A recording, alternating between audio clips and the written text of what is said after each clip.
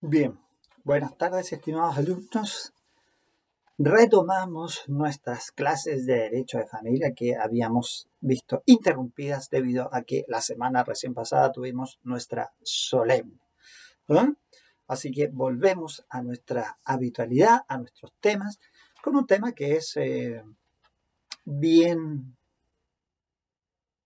no sé, habitual, común dentro de las sociedades del mundo moderno, el que cuando una relación no funciona, bueno, esta relación tiene que terminar. ¿Mm? Eh, Obviamente que esto tiene todo una componente ideológica de fondo, una concepción acerca de lo que se piensa que deben ser las relaciones humanas y eh, el destino de estas, ¿cierto? Deben terminar cuando se inician, está siempre presente la posibilidad del fin. Bueno, habíamos estado conversando en la clase final, antes de la fecha de la solemne, acerca del fin del matrimonio que partía con la separación, ¿cierto? Esta separación de hecho que tiene una regulación por el legislador. Pero es cierto que siempre es necesario una este pequeño encuentro que tenemos nosotros al inicio de la clase. Lo que pasa es que hoy día el tema siempre es convocatorio. ¿Ah? ¿Qué sociedad es la que estamos viviendo hoy? Creo que estamos, y lo hemos dicho a lo mejor en alguna otra oportunidad, estamos viviendo tiempos de cambio. ¿Mm? Ya parece que no tenemos todos el mismo pensamiento, tenemos ideas diferentes, estamos a puertas de un plebiscito constitucional en el que seguramente estas cosas también se van a pensar. ¿Mm? Nosotros en el próximo plebiscito vamos a decidir si queremos ir a una nueva constitución o queremos mantener la constitución actual.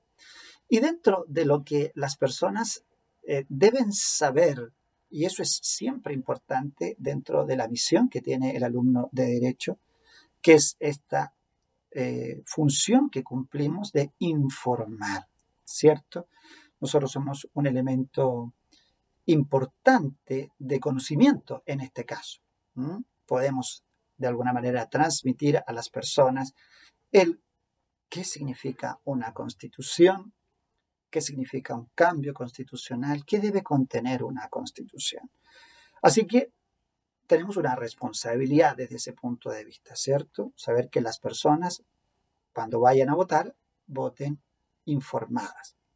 Como dice la doctora Polo siempre, edúquese lo más que pueda. Y tiene este fin, que las personas sepan efectivamente lo que les afecta.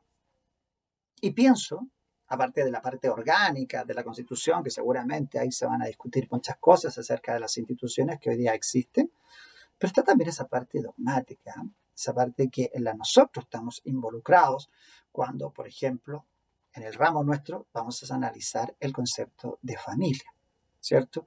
Si nuestra Constitución actual, en el artículo primero, señala que la familia es el núcleo fundamental de la sociedad, lo vamos a mantener en una reforma constitucional, lo vamos a mantener en una nueva constitución. ¿Qué vamos a entender por familia? ¿Queremos cambiar nuestra idea? ¿Queremos mantener este concepto, digamos que la mayoría de la doctrina coincide en que es un concepto abierto, pero nosotros lo hemos estudiado a lo largo ya de este curso e inclusive a lo largo de los años de estudio de derecho y siempre llegamos a la conclusión de que parece que todavía es un núcleo muy cerrado, ¿cierto? Porque a lo mejor es lo que la sociedad quiere. Ahí abrimos obviamente la discusión. A lo mejor las personas todavía entienden y asocian que naturalmente la familia es el matrimonio, ¿no? Un poco lo que va hacia lo que dice la ley de matrimonio civil, que también recoge esta idea, ¿no? Que efectivamente la familia es el núcleo fundamental de la sociedad, pero vuelve sobre la idea de que el matrimonio es una de las bases fundamentales, es uno de los que da origen a la familia. Entonces ahí hay un tema, sobre todo por lo que hemos visto en las sentencias del último tiempo, ¿cierto? La sentencia del Tribunal Constitucional acerca del matrimonio igualitario, la sentencia también del Tribunal Constitucional respecto de si dos mamás pueden ser madres de un hijo o si se puede reconocer un matrimonio igualitario en Chile, si efectivamente a través de los juicios que se han promovido en primera instancia se han establecido que dos papás o dos mamás pueden hacer familia, que la identidad de género es un tema hoy día entre nosotros, no es un tema tabú, no es un tema oculto, es algo que incluso la legislación ya lo ha debatido y lo ha discutido. Si podemos adoptar hijos con un procedimiento que realmente respete la dignidad del niño, la niña y adolescente, pero que a su vez también comprenda el proceso emocional que significa para los futuros adoptantes, en un procedimiento que hoy día es carísimo, en el que acceden incluso muchas parejas que vienen del extranjero porque tienen los medios y a lo mejor las parejas chilenas no pueden acceder, porque dado que se vuelve muy costosa la tramitación, o sea, lo que debía ser la expresión de un acto de amor, como podría ser una adopción, se ve obstaculizada primero por un procedimiento que debe ser riguroso, pero no burocrático. Son dos cosas distintas. Debemos cerciorarnos que efectivamente el proceso busque seleccionar a las personas idóneas, pero no que se entrave en burocracia que juega con la emoción de los eventuales adoptantes e inclusive con los sentimientos de los niños que esperan ser adoptados. Tenemos la posibilidad de las adopciones homoparentales, el cuidado de los niños frente a la violencia. Entonces, todos estos conceptos se van a discutir en una, digamos, eventual concepción diferente de la familia y de los derechos sociales que son relacionados o vinculados.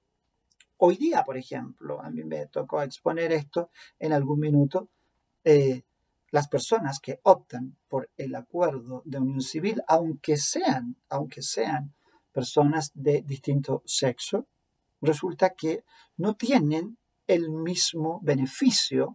Al menos analizaba yo hace 2 años atrás dictámenes de la Contraloría respecto de los beneficios que tienen los funcionarios cuando se casan. O sea, si tienen permiso una semana, por ejemplo, porque han celebrado el matrimonio, no tienen un permiso porque han celebrado el acuerdo de unión civil, y esto llegó hasta la Corte y la Corte lo rechazó. Entonces, uno podría pensar, ¿estos temas se van a discutir también en nuestra próxima constitución?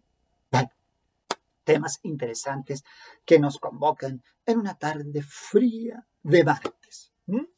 Bien, pues, y recordando esta situación, les decía yo, de la terminación del matrimonio, llegamos al punto del divorcio.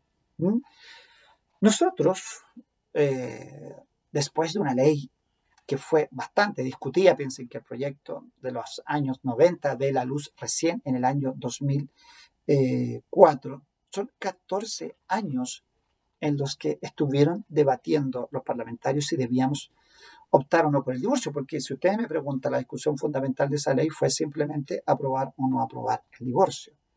Hay instituciones en las que se establecieron, por ejemplo, la reordenación de las causales de incapacidad. También está el tema nuevo que hemos discutido la semana anterior, que se refiere a la separación de hecho. También se regula la nulidad de matrimonio, pero se llega a esta institución del divorcio, que era, en el fondo, el fin último de esa ley. Después de haber discutido, obviamente, en este tiempo las opciones de divorcio, ¿cuál era lo que uno aprecia desde fuera, analizando la historia de la formación de la ley, analizando lo que opinaron algunos autores, entre ellos Carlos Peña y Carmen Domínguez, en la parte sustantiva? Uno llega a la comprensión de que estamos, en verdad, frente a una visión del matrimonio. ¿El matrimonio es o no para toda la vida? Hubo un problema con el concepto, el artículo 102, muchos criticaron incluso la ley porque no modificó el 102 en circunstancias que si optamos por el divorcio, ¿ah? Esta expresión del 102 que señalaba que el matrimonio es indisoluble y para toda la vida, entraba en una contradicción franca y directa con una ley que en los artículos 54 y 55 contemplaba un divorcio. Entonces, sobre esa base, uno dice, ¿qué fue lo que pasó en la comisión? Por allí los tribunales tuvieron que generar una interpretación armónica de leyes que parecen contradictorias. Aquí el elemento sistemático cobra relevancia del artículo 22 porque hay dos leyes que se refieren al mismo asunto, que sería en este caso el Código Civil y la ley de matrimonio civil, pero que parecieran que van hacia puntos distintos, porque el 102 mantiene a el que es indisoluble para toda la vida, y resulta que por el otro lado estamos con una ley de matrimonio civil que contempla el divorcio vincular, es decir, con disolución del vínculo, que si bien uno podría decir que en la ley de matrimonio civil de 1884 sí existía el divorcio, porque existía, y con sus dos categorías, divorcio perpetuo y divorcio temporal, pero no era un divorcio vincular. Las personas, si optaban por el divorcio, en el fondo quedaban casadas para toda la vida porque no podían contraer nuevo matrimonio. Así que muchos preferían claramente no optar por el divorcio, porque en el fondo reconocía la existencia del matrimonio para el resto de sus días, y dejaban abierta la posibilidad de en algún minuto solicitar la famosa nulidad de matrimonio. ¿Mm? Bueno, entre las opciones doctrinarias hay varias, ¿ya? Partiendo desde el deseo de una de las partes de terminar con este matrimonio, y hablamos de un divorcio unilateral, un divorcio repudio, que existe incluso, por ejemplo, en algunos derechos, como por ejemplo el derecho musulmán, la posibilidad de que unilateralmente pueda decidir el repudio de la mujer, en este caso, por decisión unilateral. No soy un experto en derecho musulmán, a lo mejor esto tiene matices, pero hay una fórmula. También lo menciona el profesor Troncoso, el divorcio unilateral o repudio que existió en el Código Civil soviético de 1917, por allí, que también en el fondo daba el derecho de una de las partes de dar por terminado el matrimonio. Bueno, es una posibilidad que uno de los dos así lo decida. Por ahí hay algunos que dicen que eso podría estar también presente en la legislación nuestra. Bueno, pero también está la contraria, que el matrimonio puede terminar por divorcio y que el divorcio sea de común acuerdo. El caso, ejemplo, de las películas que uno ve ahí en el estado de Nevada, en la ciudad de Las Vegas, en Estados Unidos, donde las personas se pueden casar con un juez ahí, un juez de paz en Las Vegas, y al otro día, si están de acuerdo, se pueden divorciar. Pero si están de acuerdo, ese es el elemento. Si la otra parte no está de acuerdo, queda tan limitado como en las otras situaciones de divorcio. Luego, doctrinariamente, también está el divorcio que se llama por culpa. Tengo precisamente un grado, por eso estoy con atuendo, vestuario de grado electrónico, eso sí, en el que efectivamente, y de hecho, ¿por qué lo dije? Porque efectivamente la alumna hizo una pequeña tesis en la que hablaba precisamente del divorcio por culpa o divorcio sanción. Aquí hay o existe una falta imputable al cónyuge que determina entonces el que se pueda pedir el divorcio. Ahora, ¿qué grado tiene que tener la falta? ¿Qué tipo de falta? ¿Con qué deberes se asocia esta falta? Eso depende de cada legislación. Hay algunas más proclives a la purificación del matrimonio, por lo tanto, a cualquier tipo de infracción, por ejemplo, de una más mínima infidelidad, puede terminar en un divorcio, como aquellos que reconocen la realidad y dicen, bueno, si hay una infidelidad no hay nada más que hacer y procedamos con el divorcio. Bien, bueno, y finalmente nos queda también otra posibilidad doctrinaria, al menos de las que podemos mencionar. Pueden existir otras, que es el divorcio, que es llamado remedio, facilitar la situación de término del matrimonio, porque, porque podrían ser otras las causales, ha ocurrido un cese de convivencia. Si hay un cese de convivencia, se puede producir entonces también una situación en la que una o ambas partes puedan solicitar el divorcio. ¿Ven? Así hemos mencionado 4 posibilidades. De estas 4 que existen, cuando se discutió la ley de matrimonio civil y finalmente se aprueba el texto de la ley 19 de 1947, se llega a solo 2 tipos de divorcio. El divorcio culpable, el divorcio sanción, que está contemplado en el actual artículo 54, y por otro lado está el divorcio por cese de convivencia. Por lo tanto, descartamos el divorcio por mutuo acuerdo, que no existe entre nosotros, y también el divorcio unilateral. Siempre uno tiene que hacer la precisión aquí, porque los alumnos, a veces en una pregunta capciosa de los profesores, le dicen: ¿y existe entre nosotros el matrimonio, el divorcio de mutuo acuerdo? Sí, profesor. Y hablan del artículo 55. Pero ese divorcio no es por mutuo acuerdo. Ese divorcio es por cese de convivencia. Esa es la causal y eso es lo que hay que acreditar en el juicio. En un divorcio de mutuo acuerdo, si es que existiera entre nosotros, yo no tengo que acreditar nada. Solo tenemos que manifestarle al juez que estamos de común acuerdo. Y la causal no tenemos por qué comentarla, no tenemos por qué decírsela. Nosotros sabremos por qué estamos de acuerdo en poner término a este matrimonio y punto. Eso entre nosotros no existe. Nosotros nos tenemos que presentar ante el juez y decir: sí, señor juez, solicitamos de común acuerdo este divorcio porque estamos en la causal de la ley, cese de convivencia. Y ahí después veremos que pueden ser 2 hipótesis de 1 o 3 años. Bien, así que cuidado con esta imprecisión técnica, cuidado al responder ante un examen, porque ante un profesor que es a lo mejor muy riguroso, y que es lo que corresponde en este caso, bueno, se puede llevar una muy mala sorpresa por haber respondido erróneamente.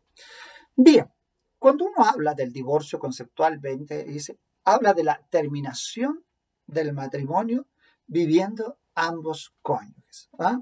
En el sentido de que quiere expresar que el matrimonio termina, no se anula, no desaparece todo lo que ha existido, sino que llega un momento, llega un tiempo, incluso en nuestro sistema, desde que se dicta la sentencia, y entonces el matrimonio ha terminado. Y lo tenemos que diferenciar de una muerte, que también pone término al matrimonio, porque en este caso ambos cónyuges siguen viviendo. Siguen viviendo y podrán optar, y ese es el gran fin de la discusión en el Congreso con la ley de matrimonio civil, la nueva ley de matrimonio civil, que es: pueden ambos volver a contraer matrimonio. Sin ir más lejos, ustedes saben que inclusive, aunque si bien esta situación es distinta, pero se acaba de aprobar el día viernes, promulgar, perdón, el día viernes o el jueves de la semana pasada, la derogación del artículo 128, de manera que si hay disolución del matrimonio, las personas pueden volver a contraer matrimonio inmediatamente, sea hombre o mujer.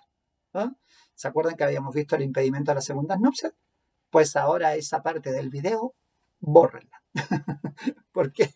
Porque ya no tenemos ese impedimento dirimente, ya solo nos van quedando, impedimento impediente, solo nos van quedando el ascenso y el impedimento de las guardas.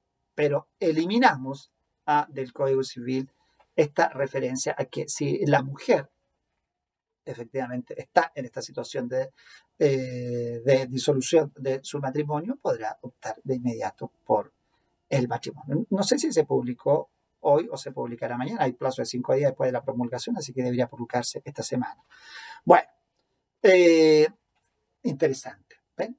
El derecho a familia se movió un poquito, en este caso por el lado de la equidad, de la igualdad.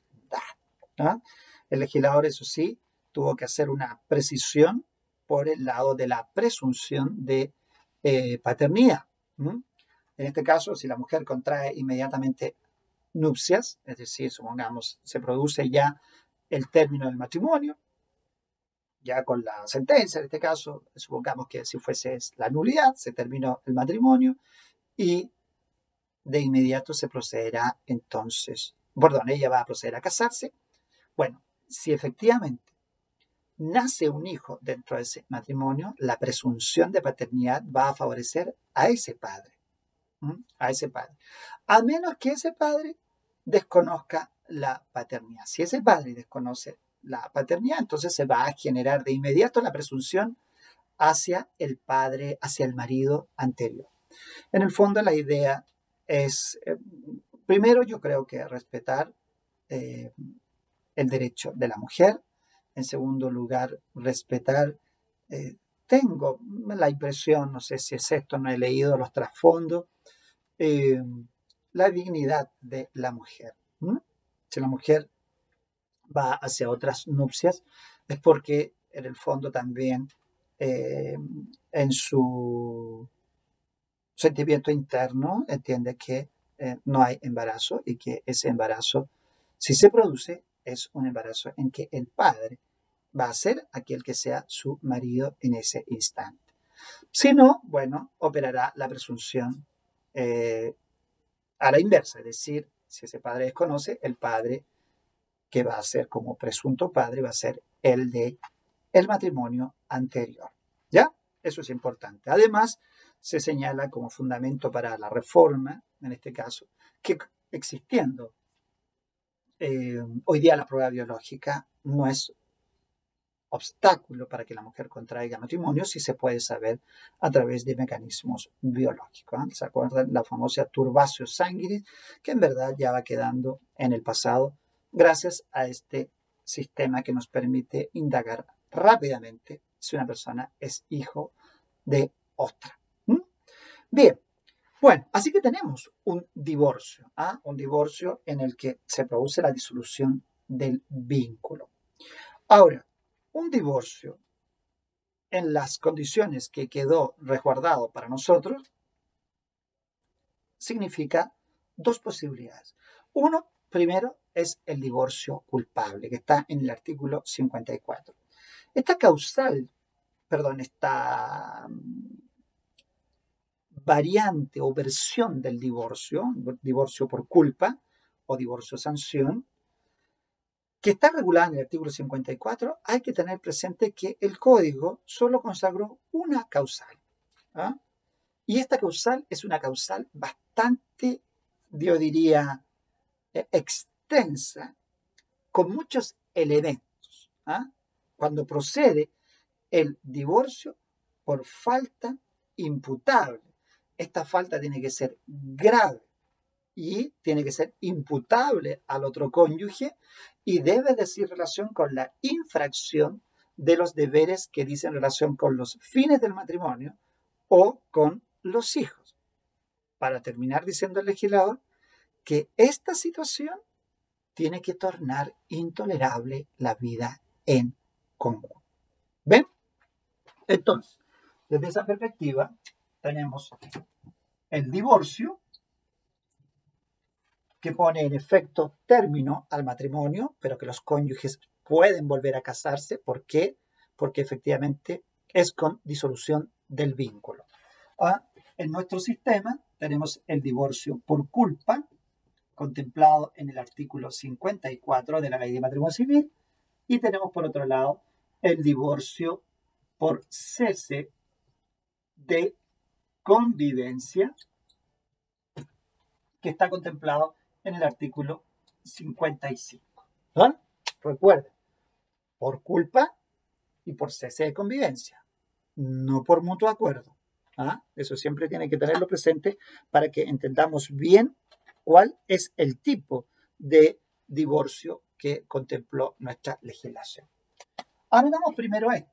¿Ah? Le ponemos ahí una línea roja porque es el divorcio que de alguna manera nos plantea una situación,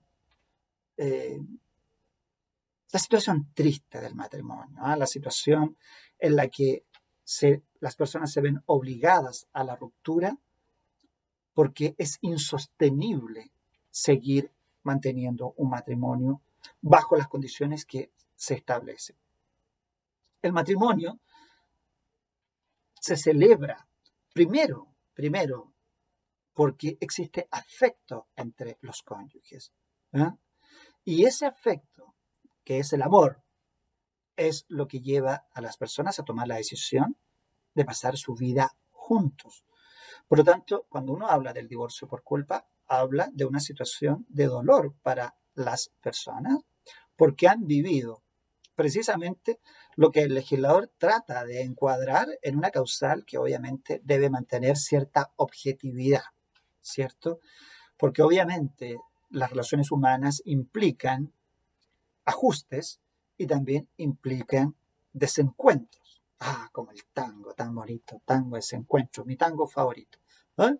¿Y qué es lo que pasa?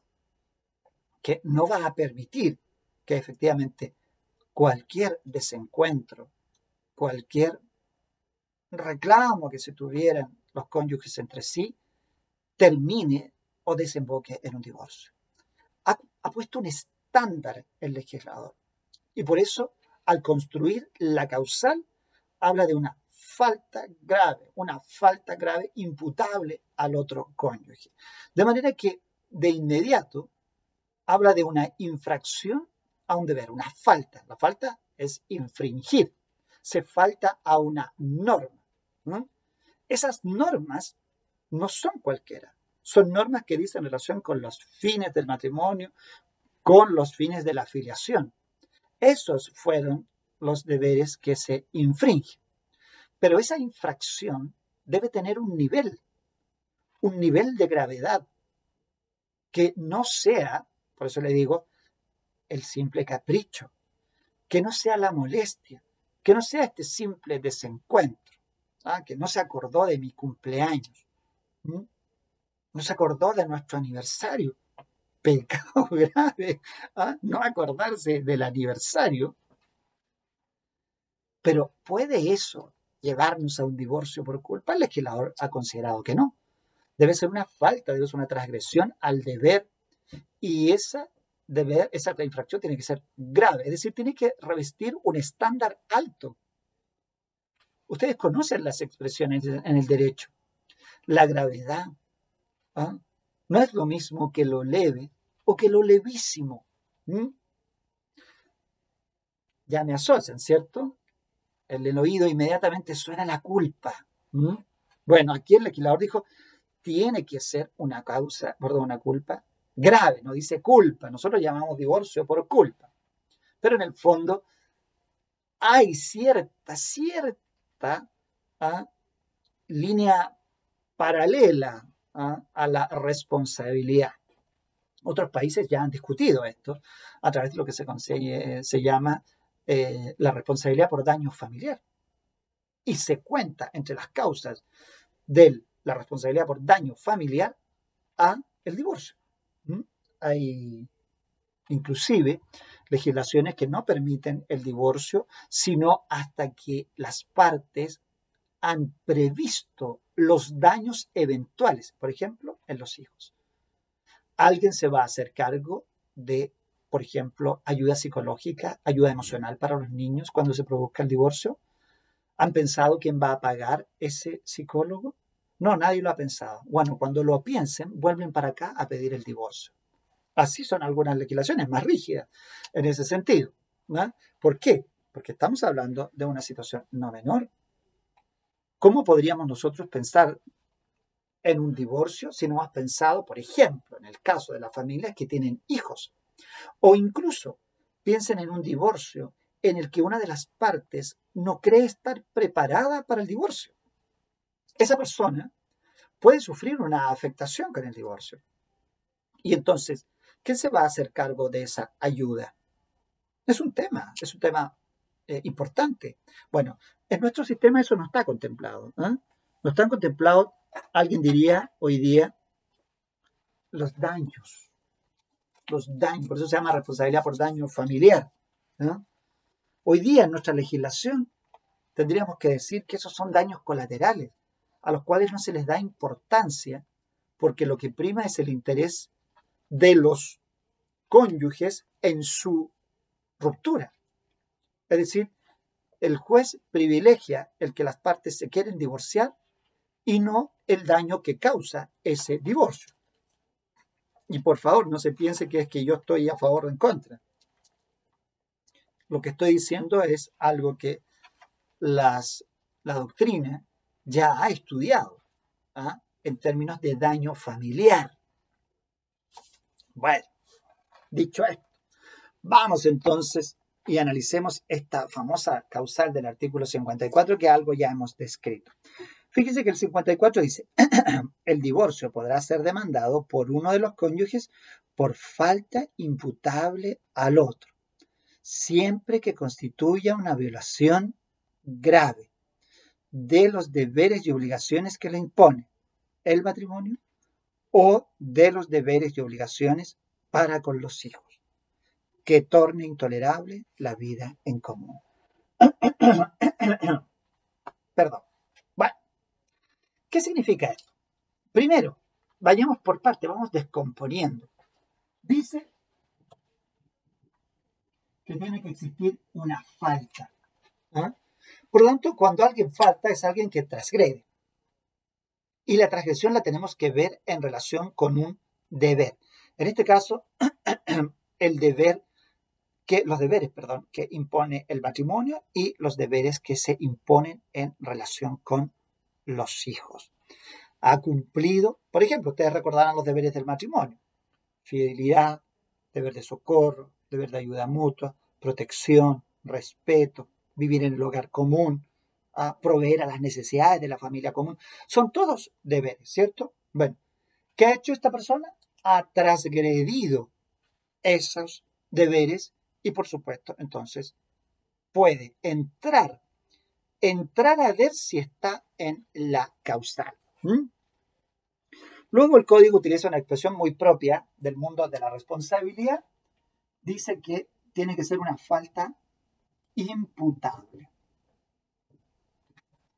Esto es un tema muy, muy conocido para ustedes, porque significa que se pueda atribuir la transgresión, en este caso, a la conducta del agente. ¿Por qué esto es, cómo se diría, importante? Estaba pensando en un ejemplo que vi en una película, pero no lo recordé bien. Pero sí me acordé de un caso real. Hace tiempo, hace años ya, hubo aquí, y ha pasado esto en otros casos. Una persona que por un accidente fatal del destino sufre, por ejemplo, un golpe en la cabeza. Esa persona es casada y esa persona entonces ya no reconoce al marido, no reconoce a la mujer. Incluso más, esto le puede causar, en los casos, por ejemplo, de las personas que quedan en estado vegetativo o vegetal, no sé cómo será la expresión correcta, a personas que quedan absolutamente desconectadas de la realidad, producto de un accidente que los deja, por ejemplo, cuadraplégicos. Entonces, en ese caso, podríamos decir que efectivamente se están transgrediendo deberes de fidelidad, de apoyo, de protección, de proveer a las necesidades de la familia común. Pero eso es imputable al otro cónyuge. No lo es. ¿Ven? Entonces, por eso el legislador se cuida. Debe ser imputable. Es decir, debo poder atribuirle al otro. Pero hay que tener cuidado, eso sí. Aquí podríamos, la infidelidad es el gran campo, obviamente, del divorcio culpable. Cuando la persona dice, ¡ay! No, no es lo que estás pensando. Perdí la memoria, no sabía lo que hacía. Bueno, situaciones como esa, uno podría decir, son imputables, obviamente que son imputables. Mire que no sabía lo que hacía. ¿No? Bueno, pero estos casos obviamente no pueden ser acogidos como claramente decir no era imputable, son imputables. Pero estos otros que estaba mencionando son casos serios. ¿Ah? Eh, por ejemplo, me recuerdo otro caso allá en Estados Unidos de una mujer que estaba eh, vegetal muchos años y el marido pedía la desconexión, pero su familia no quería la desconexión. Entonces ahí se presenta un gran problema, porque uno dice, el marido, ¿por qué la está pidiendo? Porque quiere continuar con su vida y que es lo justo. ¿Ah? Alguien no podría discutir que una persona quiera continuar con su vida. ¿Ah? Pero para eso necesita divorciarse, pero no puede divorciarse porque la persona, en este caso, está en un estado que ni siquiera puede, a lo mejor, saber de qué se trata la situación. Y se supone que uno de los deberes del matrimonio es apoyar al otro en la salud, en la enfermedad. Y por otro lado, la familia de la mujer dice, no, no queremos que la desconecten. Pero ahí se presenta un problema legal. ¿Quiénes son los que pueden intervenir en una decisión como esa? Bueno, ahí habría que ver la regulación del Estado en particular. ¿Ah? En el caso nuestro, eso no existe, ¿cierto? Aquí no vamos a encontrarnos en una situación en que tenga que decidir, pero sí nos vamos a encontrar la situación de que la persona va a seguir casada legalmente. ¿Mm? Entonces, se produce un problema. No es imputable. Y si no es imputable, entonces no se podría pedir el divorcio. ¿Ven? Ahora, luego agrega la ley, debe constituir una violación grave. ¿Por qué esto? Porque obviamente, el umbral exige seriedad. Les decía yo, si alguien, por ejemplo, se quedó hasta más tarde trabajando y llega a la casa y le dice, me engañas, ¿alcanza eso para una transgresión? O si, por ejemplo, uno de los cónyuges le hace un regalo, un presente, le da un presente a un amigo o una amiga, ¿significa eso infidelidad? Bueno, si estuviéramos en una clase, obviamente que en directo habríamos muchos comentarios respecto de esto, ¿cierto? De no saber cuándo en verdad la transgresión se vuelve grave. ¿Mm? Hay un elemento que es tremendamente difícil de llevar a juicio, que es el sentimiento que está detrás de la transgresión. Eso es lo que puede determinar la gravedad, porque alguien puede efectivamente haber hecho un presente a una persona, pero el presente puede significar en verdad la ruptura total de sentimientos con su actual cónyuge. Entonces, es un tema. Un día yo estaba en una audiencia de divorcio culpable, precisamente, y la jueza en un intervalo que se produjo me dijo, mira, José Luis, en verdad nosotros como tribunal, eh, si tú me quieres probar un divorcio culpable, tienes que traerme un certificado de nacimiento de un hijo nacido fuera del matrimonio. Yo con eso, en el fondo, doy por enterado que existió una infidelidad, que existió una relación con otra persona y que esa relación incluso tiene consecuencias. ¿Cuál? Aquí está el hijo. Sin eso, me dijo, es muy difícil, me dijo. ¿Ah? Tú me puedes traer una fotografía donde aparece, por ejemplo, el marido o la mujer en compañía de otra persona, en una casa, en la playa, en un instante en la que no tendrían por qué estar.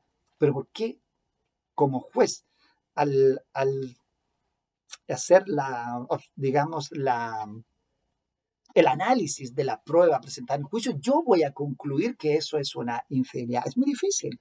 Entonces, por eso el legislador pone un estándar y dice, no, tiene que ser una violación grave. Cualquier violación no sirve.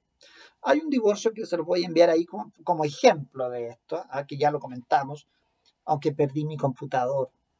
El otro computador se cayó, murió en la pantalla y no ha tenido cómo rescatar la información que está ahí. Y ahí está un fallo precisamente que se refiere a una diferencia religiosa, en que el tribunal da por rechazada la acción de divorcio y la acción de nulidad y de divorcio en subsidio. ¿Ah?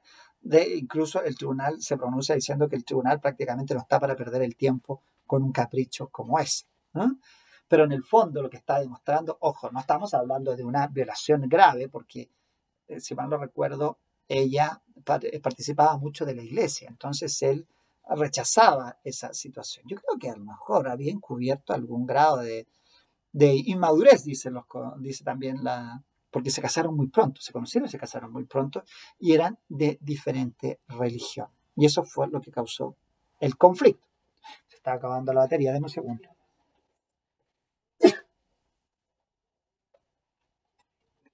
Denme un segundo. Ay, ah. Tanto cable, estoy enredado. Mira cómo se enredan los cables ahí. Ya. Vean. Ay, en fin. Algún día tendremos clases en vivo y en directo, todos juntos. Mientras tenemos que mantenernos en esto. Este fin de semana, previo al 18, espero que en este fallo que les voy a enviar podamos tener una interacción en modo taller. Tuvimos uno, resultó, yo lo encontré muy bueno. Ojalá que podamos tener otro con más alumnos, porque veo que tienen copados todos los espacios. Y que algunos ni siquiera participaron porque simplemente hicieron la conexión. Eso no tiene ningún sentido. O sea, si van a estar en una clase y no van a entrar al taller, no tiene sentido. Yo no pido que cumplan, yo lo que quiero es que el taller les sea productivo, les sea eficaz. Bueno, entonces tenemos. Y finalmente dice que la violación tiene que ser con los deberes y obligaciones que ya sabemos que le impone el matrimonio, que torne intolerable la vida en común.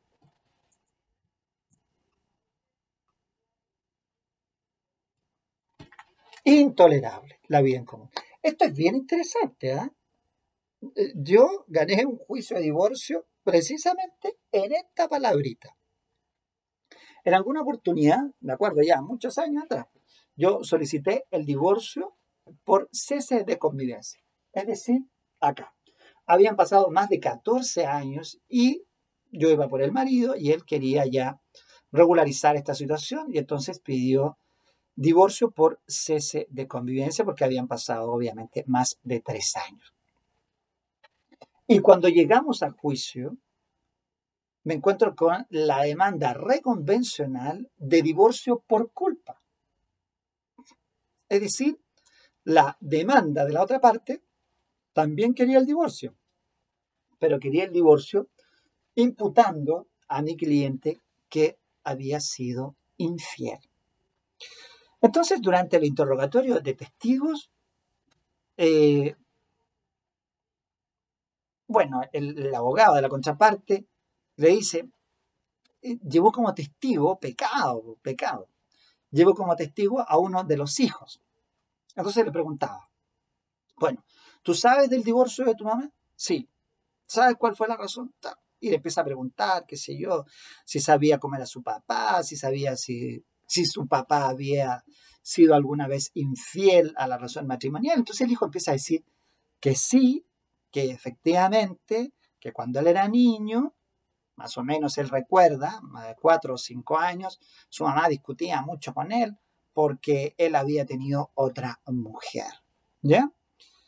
Y bueno, contó algunos detalles de si él había conocido a esa mujer, qué sé yo. Entonces cuando me tocaba a mí, yo le pregunté, porque este chico tenía, cuando declaró como testigo, tenía que haber tenido como unos 22 años más o menos. Entonces, le preguntaba yo dentro del juicio que si efectivamente él había tenido conocimiento por sí o le habían contado esta historia. Entonces, pues decía, primero dijo, bueno, es lo que nos contó mi mamá, pero también yo escuché una discusión, bueno, qué sé yo. Y, y a mí se me ocurre preguntarle, le digo yo, ¿y, ¿y tus padres desde cuándo tú sabes más o menos que ya no viven juntos? Y él dijo, no sé, que había pasado mucho tiempo. ¿Eh? Él recordaba más o menos que su papá se había ido cuando él tenía como 13 años. Entonces viene la juez, cuando ya empieza la parte donde dimos las pruebas, la resolutoria, y la juez dijo, si bien aparecerían indicios de que el marido fue infiel, de acuerdo al testimonio del hijo, esta infidelidad se habría producido en los primeros años del matrimonio. Y sin embargo ellos vivieron todavía 8 años más juntos antes de que cesara la convivencia. Lo que significa que esa infidelidad no tornó intolerable la vida en común. Es decir, en el fondo fue tolerada. ¿Fue perdonada? No lo sé, pero fue tolerada por el otro cónyuge. Por tanto, al ser tolerada por el otro cónyuge, nunca existió este último requisito. ¿Y qué dijo el juez? Pues ante eso no prospera la causal de divorcio. Sin embargo, se dio por acreditado el cese de convivencia, que ella tenía más de 3 años, y por lo tanto me dieron lugar a mí al divorcio. Pero ¿cuál fue la diferencia? Que de haberse acogido el divorcio por culpa, es probable que habría existido espacio para la compensación económica que ellos pedían. Y que al final el juez dijo, no habiéndose probado los hechos del divorcio culposo, no le dio lugar a la compensación económica. Ahí hubo, yo creo que un poco de mal manejo del planteamiento del abogado de la parte contraria. Si lo que perseguía era la compensación económica, su esfuerzo tendría que haber estado no en rebatir el tipo de divorcio, sino que tendría que haber dicho, señor juez, aceptamos el cese de convivencia, pero queremos discutir la compensación económica. Y habríamos estado obligados a discutir la compensación económica. Finalmente, ello no ocurrió. Hay que tener cuidado cómo se plantean las estrategias y sobre todo tener cuidado cuando la prueba nos cede en beneficio de lo que yo estoy imputando. ¿Mm? Bueno, cumplidas estas exigencias, procederá el divorcio por culpa. Falta a los deberes del matrimonio o para con los hijos, imputable, es decir, atribuible al otro cónyuge, que constituya una violación grave y no un simple incumplimiento, y que torne intolerable la vida en común.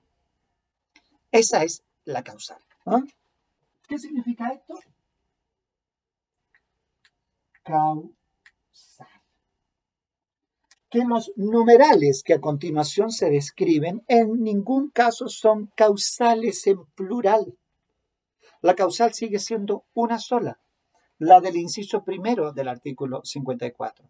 Por eso es que la expresión es muy clara cuando dice se incurre en dicha causal. Se incurre en dicha causal. Entre otros casos,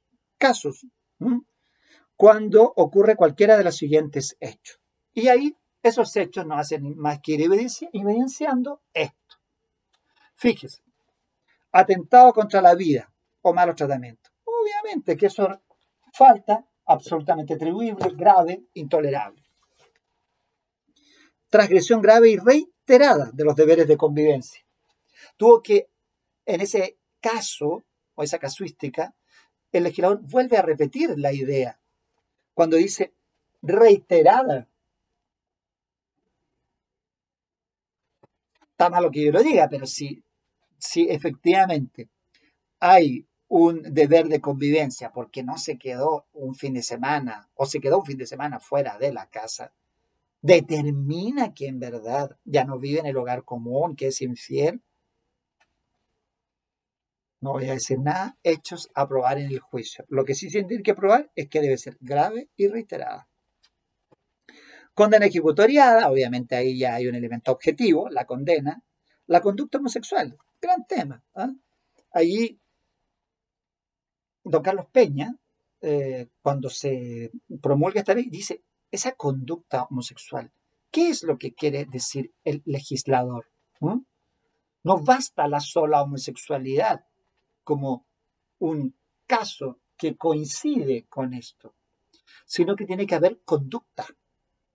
Y eso es importante, por eso muchos matrimonios que a veces se imputa homosexualidad al otro cónyuge no prosperan, porque eso no necesariamente constituye una violación grave. Lo que constituye una violación grave es derechamente la infidelidad reiterada.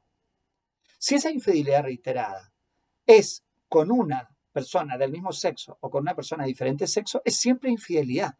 Por tanto, la conducta homosexual en realidad, en mi caso, no se justifica que exista. Hay algunos pronunciamientos o requerimientos al Tribunal Constitucional, pero han estado mal planteados. ¿Eh? Por eso no prosperan. Pero claramente, al decir conducta homosexual, no era necesario. ¿Por qué? Porque si la persona infringe el deber de fidelidad con una persona del mismo sexo, ya es infidelidad, aunque sea con una persona del mismo sexo, ya es infidelidad. Por tanto, estaría suficientemente dentro de la causal. ¿Sería una transgresión? Por supuesto, porque hay infidelidad. ¿Es imputable? Absolutamente, porque la persona de propia iniciativa y voluntad va con la otra persona. ¿Es una violación grave del deber de fidelidad? Por supuesto. ¿Torna intolerable al bien común? Era necesario expresar.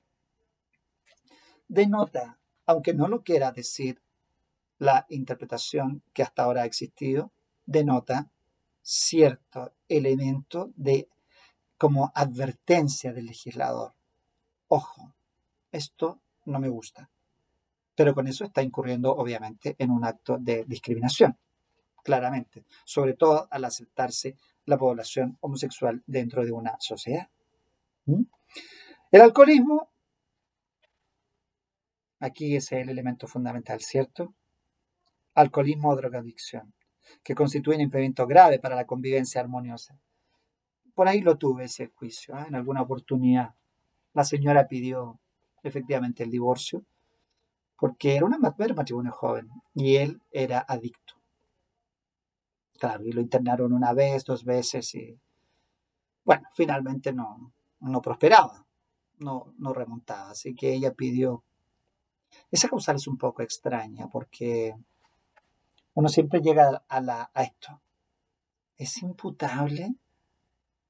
Si es una enfermedad, ¿es atribuible a la sola voluntad del individuo? En el punto inicial uno dice sí. En el punto inicial uno dice sí. Pero después, no lo sé. Tentativa de prostituir al otro cónyuge o a los hijos, bueno, eso ocurre y ha ocurrido. Así que obviamente que configura absolutamente esta causal. Bien, dejamos hasta allí este primer video del divorcio, para después continuar entonces con el divorcio por cese de convivencia. Como hicimos prueba de desarrollo, no me pidan tanta rapidez, vamos a tratar de que ojalá ya en la próxima clase sí tengamos más avanzadas las correcciones. Viene una semana de fiestas patrias, así que ustedes trabajan, yo también trabajo y mi trabajo va a consistir en aprovechar precisamente esa semana para avanzar en la corrección de pruebas. Bien, no sé si nos vemos el lunes por el efecto 18, si efectivamente tenemos clase, bueno, nos veremos allí, si no, nos veríamos de vuelta. Si no nos vemos, cuidarse. ¿Puede que sea un 18 diferente? Sí. Bueno, todo sea porque el próximo 18 sea mejor. ¿Eh? Ya está visto que las cuarentenas en realidad no es el mecanismo, ya con esto los expertos han terminado por decirse a sí mismos, nada de lo que propongamos va a tener un valor, nada de lo que la autoridad haga va a tener un valor si la propia población no tiene conciencia de esto. Así que la responsabilidad ya no está en otros, a lo mejor nunca lo estuvo, y siempre ha estado en nosotros mismos. A cuidarse y cuidarse mucho. Ya pues, nos vemos, que esté muy bien.